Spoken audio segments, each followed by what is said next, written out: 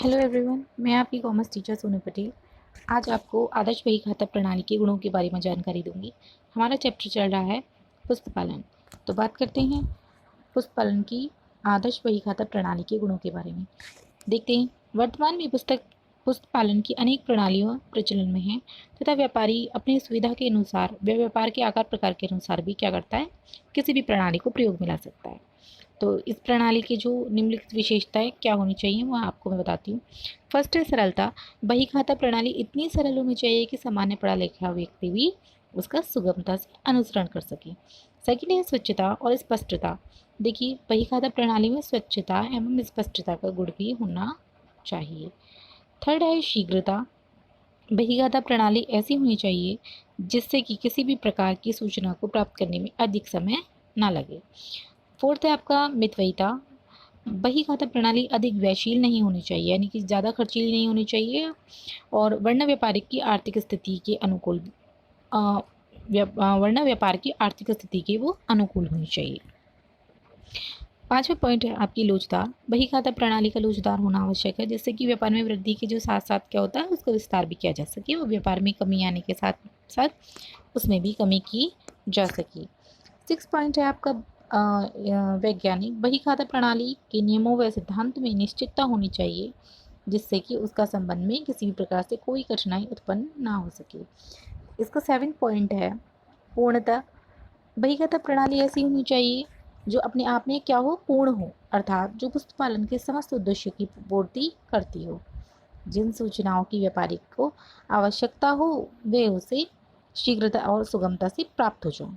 आठवां है आपका अनुकूलता। बही खाता प्रणाली ऐसी होनी चाहिए कि जिसमें व्यापार की वर्तमान एवं भावी, ठीक है, वर्तमान एवं भावी दोनों ही प्रकार की आवश्यकताओं की पूर्ति करती। अब देखिए, पॉइंट आता है आपका लेखाक्रम। लेखाक्रम से क्या आशय है? देखिए, लेखाक्रम क्या होता है? साधारण शब्दों में लेखाक्रम का आशय वित्तीय स्वभाव वाले लेन देनों एवं घटनाओं के मौद्रिक स्वरूप का लेखा करना, वर्गीकरण करना तथा उसका सारांश तैयार करने से है, जिससे कि एक निश्चित अवधि के उपरांत लाभ हानि का निर्धारण भी हो सके और एक अवधि और विशेष के अंत में व्यवसाय की वास्तविक वित्तीय स्थिति का पता लग सके। ठीक है, तो इसके परिणाम से जो उचित निष्कर्ष निकलेंगे वो इस प्रकार स्पष्ट हैं। जैसे देखिए, यहाँ पर एक पॉइंट दे रखा है कि जहाँ पर पुस्तक पालन का कार्य समाप्त होता है वहीं से लेखाक्रम का कार्य प्रारंभ हो जाता है। ये आपका बहुत ही इम्पोर्टेंट पॉइंट है, इसको अच्छे से तैयार करेंगे और ध्यान रखेंगे इसको कि जहाँ पर पुस्तक पालन का कार्य समाप्त होता है वहीं से लेखाक्रम का कार्य प्रारंभ होता है। अब देखिए, इसके कार्य का समावेश कैसे है कि पहला है पुस्तक पालन की प्रविष्टियों की जांच करना, फिर तलपट तैयार होते हैं, फिर व्यापार खाता या माल खाते बनते हैं, फिर आपका लाभ हानि खाता बना जाता है, आर्थिक चिट्ठा समायोजन के लेखे करने होते हैं, अशुद्धियों को सुधार के लेखे करने होते हैं, फिर परिणामों से निष्कर्ष निकालना पड़ता है। ठीक है, तो ये पॉइंट आपके बहुत ही इंपॉर्टेंट है, इन्हें ध्यान से आप लर्न करेंगे। अब है आपके पुस्तक पालन तथा लेखाक्रम में अंतर। देखिए, पुस्तक पालन और लेखाक्रम में क्या क्या अंतर हैं, आप इसके डिफरेंस को समझेंगे।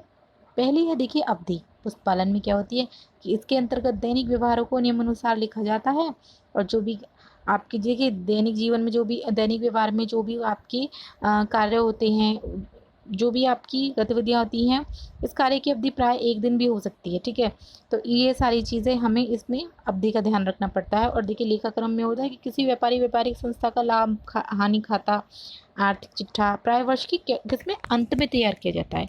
पुस्तक पालन में तो वो एक दिन का भी हो सकता, प्राय एक दिन का होता है, और यहाँ पर क्या होता है लेखाक्रम में वर्ष के अंत में तैयार किया जाता है। ठीक है, तो इसकी जो कार्य की अवधि होती है प्राय एक वर्ष की होती है। तो आप ये काफ़ी इंपॉर्टेंट पॉइंट है, इन्हें ध्यान रखना। अच्छा, अब बात करते हैं विषय सामग्री की। विषय सामग्री में देखिए, इसके अंतर्गत क्या होता है कि प्रारंभिक लेखक की पुस्तकों में लेन देन का लेखा करना, खाता बही में खतौनी करना तथा उनके योग व एवं शेष निकालना, ये सारी चीज़ें होती हैं। अब इसमें देखिए लेखाक्रम में, इसके अंतर्गत प्रारंभिक लेखक की पुस्तकों में लिखे गए लेन देनों की जांच करना, खाता बही में की गई खतौनी करना की जांच करना और तलपट बनाकर उनके योग एवं शेषों की जांच करना आता है। ठीक है, तो ये इतनी सारी इसकी विषय सामग्री हैं। अब बात करते हैं इनके कार्य की। थर्ड पॉइंट है आपका कि इसके अंतर्गत व्यवहारों तथा लेन देनों को नियमबद्ध एवं क्रमबद्ध ढंग से हिसाब की पुस्तकों में लिखा जाता है। ठीक है, और इसमें क्या होता है लेखा क्रम में, इसके अंतर्गत क्या करते हैं कि पुस्तक पालन में जो सूचनाएं और विश्लेषण होता है उसकी वित्तीय स्थिति ज्ञात की जाती है। ऐसे ही इनमें देखिए सुधार क्या होते हैं, इसमें तो अशुद्धियों के सुधार एवं समायोजन लेखों को सम्मिलित नहीं किया जाता, और इसमें समायोजनों की लेखाओं को सम्मिलित किया जाता है। देखिए ये आपके काफ़ी सारे इसमें अंतर हैं, मैं आपको इनकी पिक सेंड कर दूंगी, आप इन्हें अच्छे से लर्न करना। और देखिए इसमें आपकी काफ़ी इम्पोर्टेंट पॉइंट्स हैं। देखिए एक यंत्रीकरण है, यंत्रीकरण को देखते हैं। इसमें यंत्रीकरण संभव है, यही कारण है कि वर्तमान में अनेक कंपनियां अपने लेख यंत्रों यानी कि कंप्यूटर, ठीक है आप सभी जानते हैं, तो कंप्यूटर आदि की सहायता भी से भी तैयार कर लेते हैं। और इसमें क्या होता है, इसमें यंत्रीकरण संभव नहीं है क्योंकि नीति निर्धारण एवं आंकड़ों के विश्लेषण का कार्य यंत्रों द्वारा नहीं किया जा सकता। ठीक है, ये इसके पॉइंट्स हैं, आप इन्हें अच्छे से तैयार करेंगे। कोई डाउट होता है तो आप मुझसे पूछ सकते हैं। ओके।